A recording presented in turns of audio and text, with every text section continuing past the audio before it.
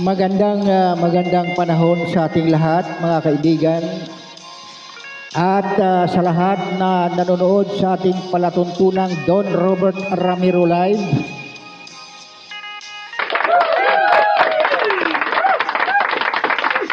Na maghahatid sa inyo ng mga impormasyong napapanahon na mga isyong panlipunan. Ito ay maaari ninyong kaiinisan at maaari din naman inyo itong kagigiliwan,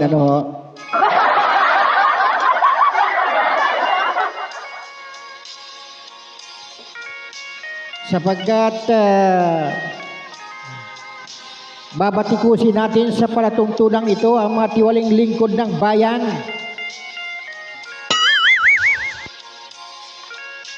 At siyempre naman, pupurihin natin ang mga nagsiservisyo ng tapat sa sambayanan.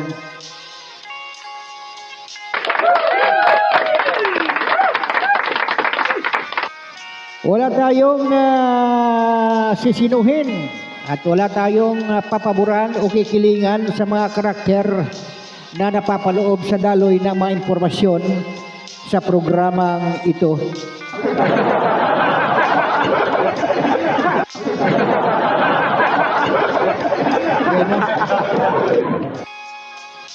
May nagtatanong sa atin kung bakit love at first sight.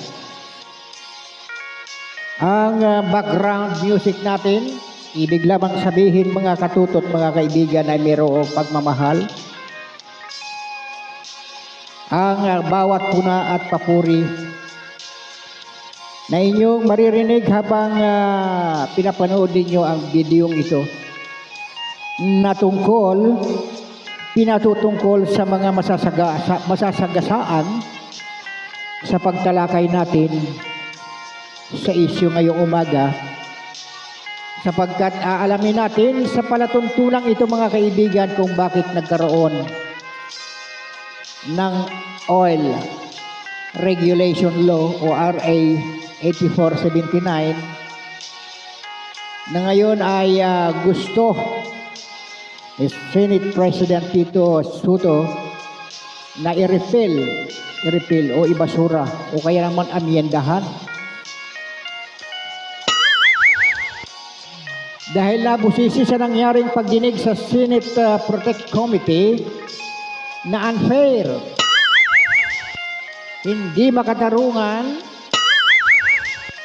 na ipasa sa mga consumer ang replacement cost ng produktong petrolyo sa world market.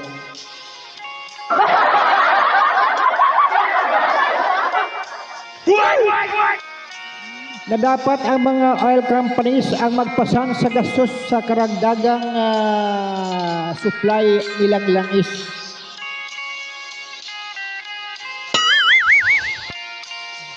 Dahil nga sa Oil Deregulation Law, sa ilalim nito, ang gobyerno ay nawala ng ngipin para harangin ang pagdikta sa presyo sa importasyon at distribution ng langis sa merkado.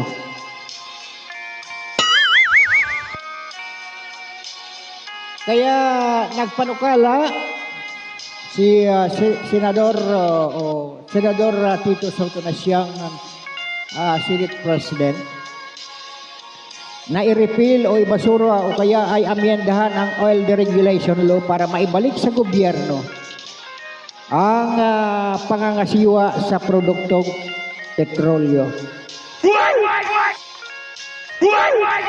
Ang sabi kasi ng CEO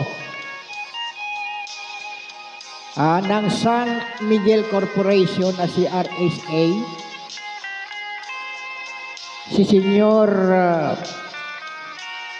Ramon Isang,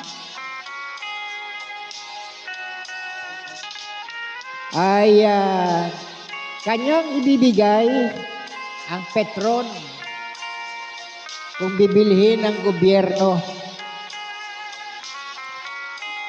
At sa kanyang pananalita ay may kaakibat na tanong na kung meron pang matitinong magpapatakbo sa negosyong ito.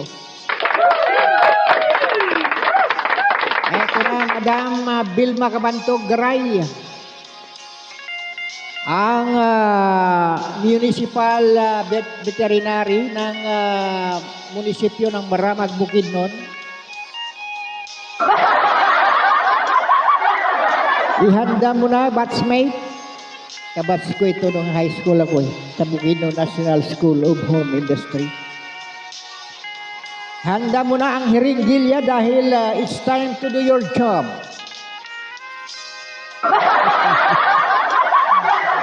Para bakunahan ng pampagising o bakunang pampakarma sa mga taong gahaman, sa sindikato, sa loob ng gobyerno. Ay, nakapaglalay, batchmate Evelyn Lantong, ang municipal administrator ng munisipyo ng Maramag, Bukidnon. At ito naman si batchmate engineer, sabagay engineer din ito si batchmate Evelyn Lantong. Engineer din yan, yung municipal administrator.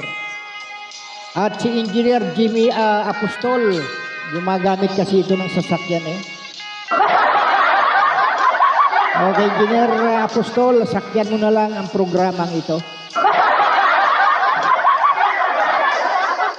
Sapagkat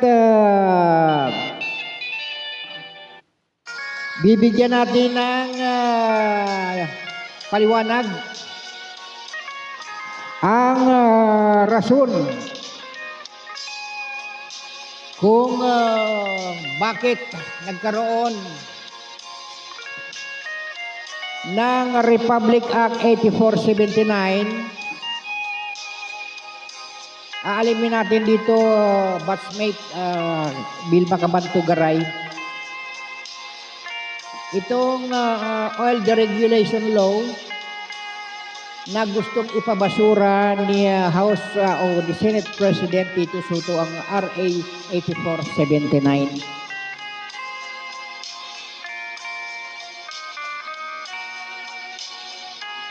Ang oil deregulation law, bago yan, nagkaroon muna ng Oil Price Stabilization Fund o OPSF. Na ito ay nabuo noong 1984 sa panahon ni dating President Fidel V. Ramos. Ang OPSF na ito ay isang paraan o mekanismo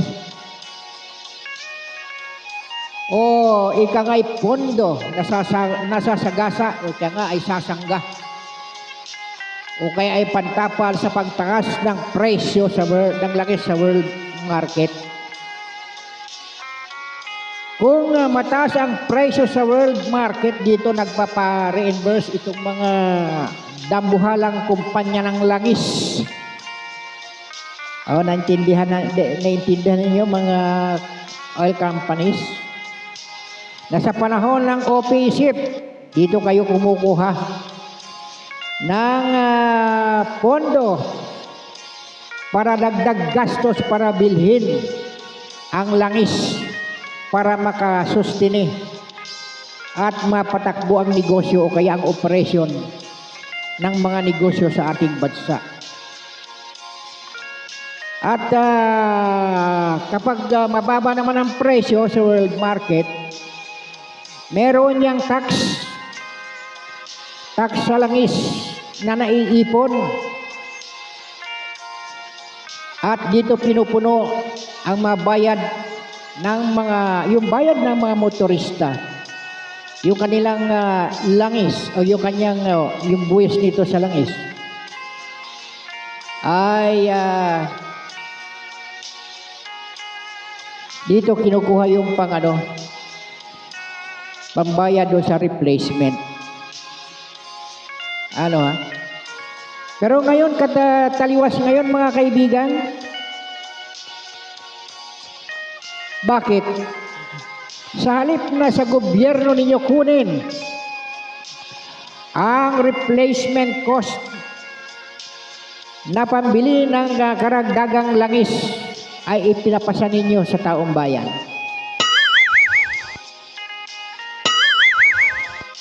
Hindi ba? Isang harap-harapang panghuhuldap ang inyong ginagawa sa taong bayan. O, gaya ng nasabi natin, na kapag mataas ang presyo ng langis, kinukuha ninyo ang replacement cost niyan sa OPSF. At kapag bababa naman, yung tax niyan ng langis,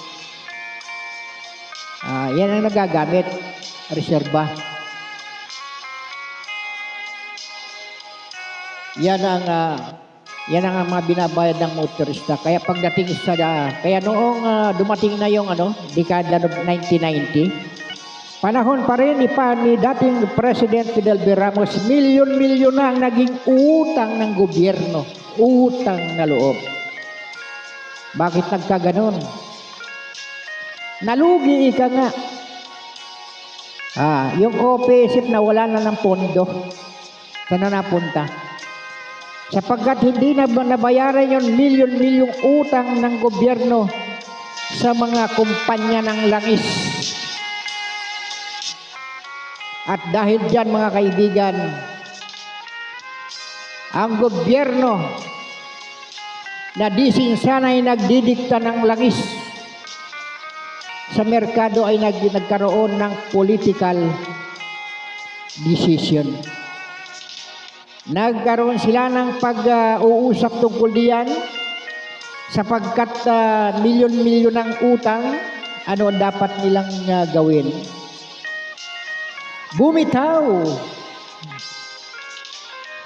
Bumitaw ang gobyerno sa kanilang responsibilidad na bayaran yung milyong-milyong utang sa mga oil companies. Ito ay nangyari noong 1998, panahon ni Boy Benta. Ay sir, ex-president Fidel B. Ramos. Ipinasa ang oil deregulation law kung saan nagkaroon ng free market. Kanino? Sa mga industriya ng langis. At sino naman ang nagbeto ng Republic Act 8479 na nangyari noong 1998?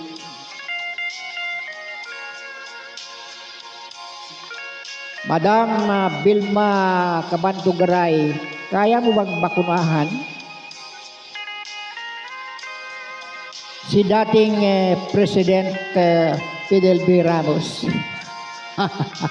siya ito pasimuno ng lahat ng ito. Siya lahat ang may kagagawa nito. Nawala sa poder ng gobyerno ang presyuhan sa merkado. Ang dapat sa free market competition ay dapat lalabas ang patas na presyuhan. Sabi nga nung Department of Energy, practice lang daw yung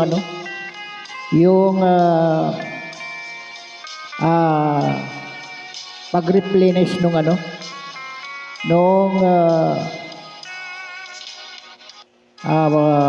tawag dito,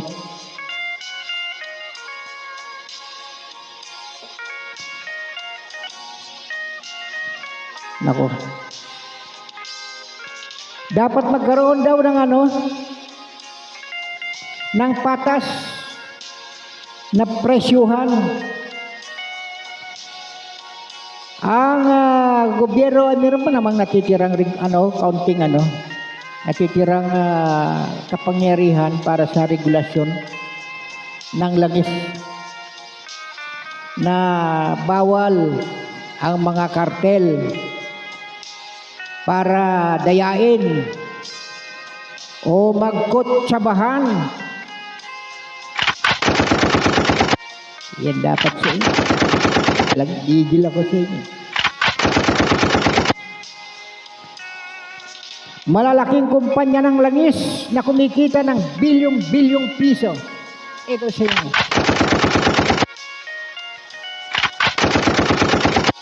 Naghihirap yung mga tao.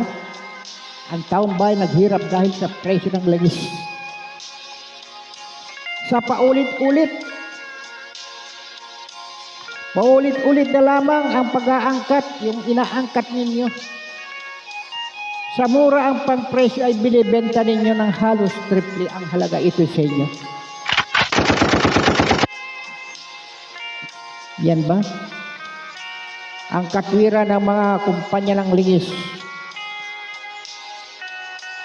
na ang replacement cost gaya ng nabanggit na natin kanina ay ibinabase nila sa ipapalit sa presyo ng kanilang bibilhin langis.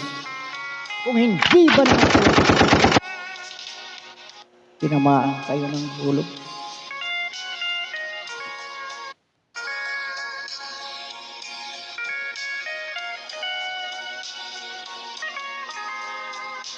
Halos wala nang kapangyarihan ng gobyerno sa presyo ng langis.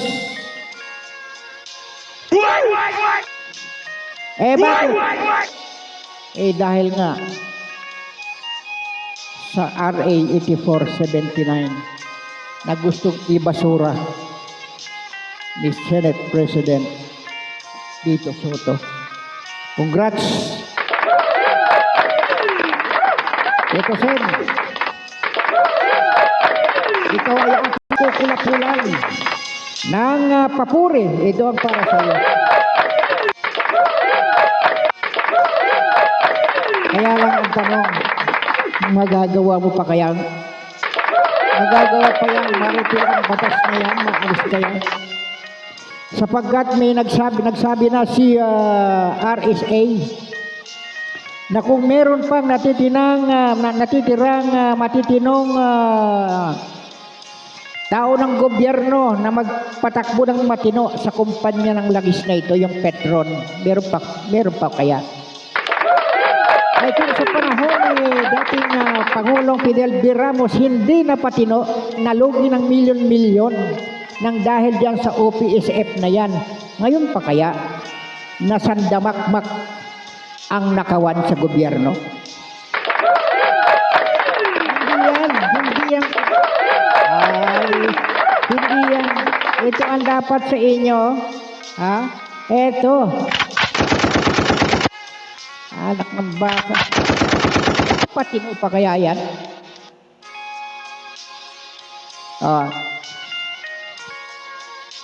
Ginang Kabantugaray, Vilma Kabantugaray.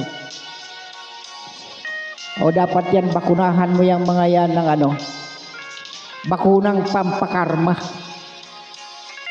Paki-assist naman, batchmate Evelyn Lantong, engineer. Kaya ako binabanggit yung Maramag Bukidnon mga kaibigan, sapagkat yan matatagpuan ang pinakamalinis na palengke dito sa buong Pilipinas. Pinagmamalaki ko po yan. Awesome! Awesome! Tahimik lang yung mga opisyal ng bayan dyan. Diyan po ako nag-graduate ng elementary at saka high school. Diyan sa bayan ng Maramag Bukidnon. Kaya hindi maalis sa aking isipan na kahit malang banggitin ko sa palatuntunang ito. Kaya ako naririto ng dahil dyan. Diyan ako graduate. Diyan ako ng graduate ng elementary at saka high school. Yan. Ano? Ang krisis sa langis sa ngayon ay nire-remedyuhan para lamang tumahan ang mga nagagalit na taong bayan. Kahit saan, ang pinag-uusapan ay yung paghihirap ng mga kababayan natin dahil sa presyo ng langis na yan.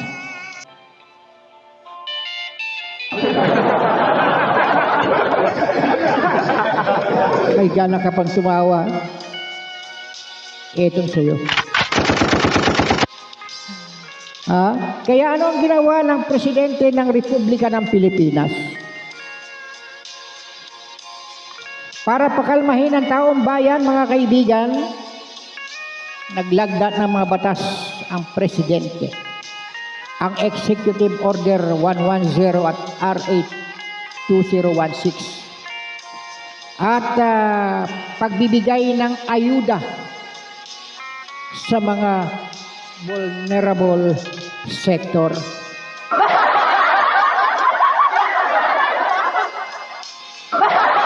Para kumalma, para hindi atakehin sa galit ang mga nagugutom na taong bayan, sapagkat ayon dito sa presidente ng Alliance of Genuine Labor Organization na nakilala si Jose Olivar, ang krisis sa ating bansa ay sinadya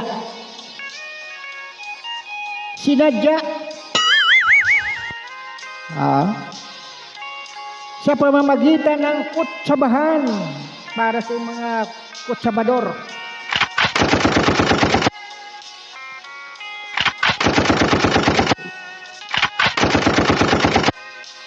Sabi yan ng presidente ng Alliance of Genuine Labor Organization, Jose Olivar.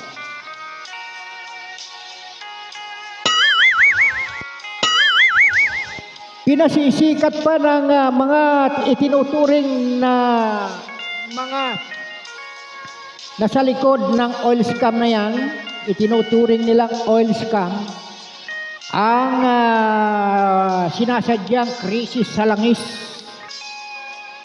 ng mga bayarang vloggers. Mga vloggers dyan. Mga bayaran daw kayo. Mga trolls.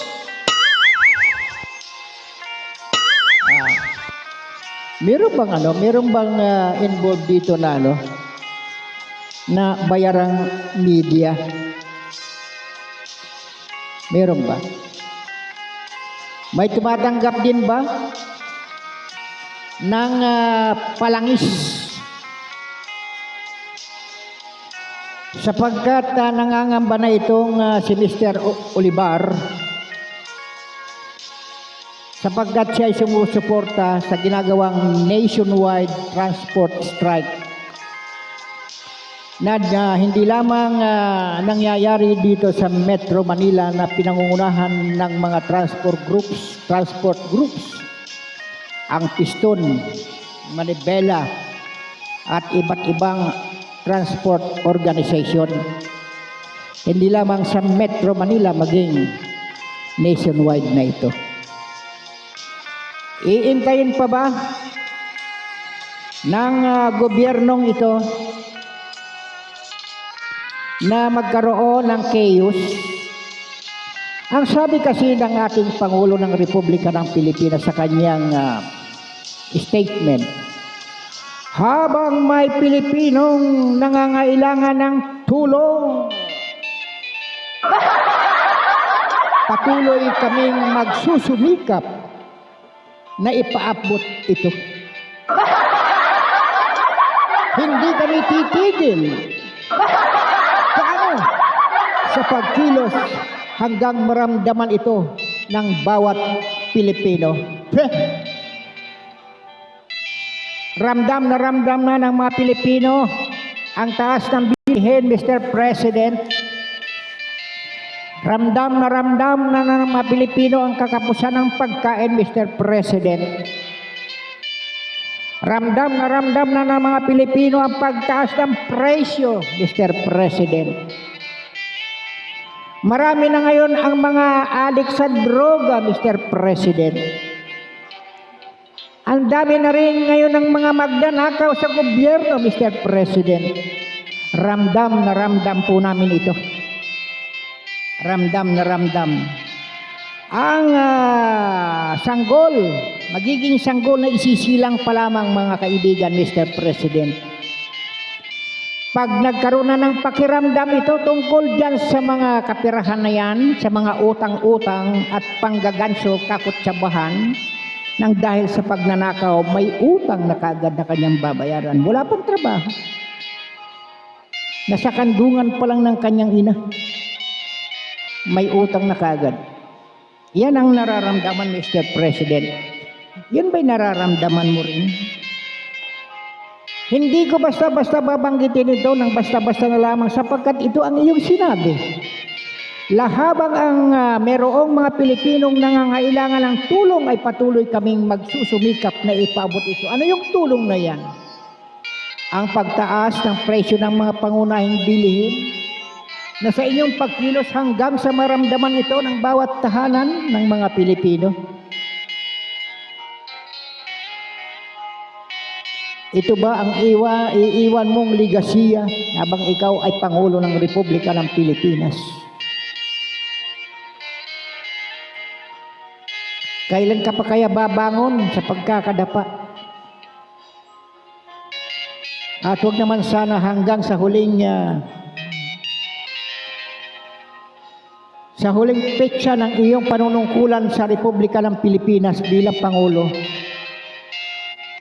harinawa makapag-iwan ka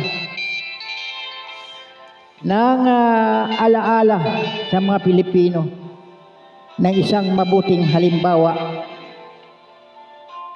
para naman kahit papaano maibsan ang galit at pagkadismaya sa iyong pamumuno. Maraming salamat, mga kaibigan, sa inyong panonood at pakikisalamuha sa pagsama ninyo sa palatuntunang ito ang Don Robert Ramiro Live na inyong nakaagapay, at patuloy tayo maghahatid ng mga isyong panlipunan na magpapaalala sa atin para naman tayo ay makapag-isip ng tama. Huwag na tayong magtipid na gumawa ng mabuti sa ating kapwa, mga kaibigan. At sa palatuntunang ito na inyong nakadaupang palad, walang iba kundi dito sa Don Robert Ramiro Live, ang inyong lingkod. Walang iba kundi Don Robert Ramiro.